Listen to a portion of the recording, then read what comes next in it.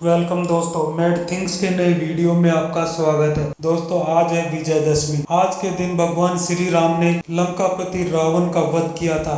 उसी दिन से परंपरा चली आ रही है कि ये विजयदशमी के दिन लोग रावण का पुतला बनाते हैं और उसको जलाते हैं। आज हम हमारे गांव में जो मेला लगता है, रावण का मेला, तो वो आपको दिखाते हैं। तो चलो भाई, फटाफट से वीडियो स्टार्ट करते हैं।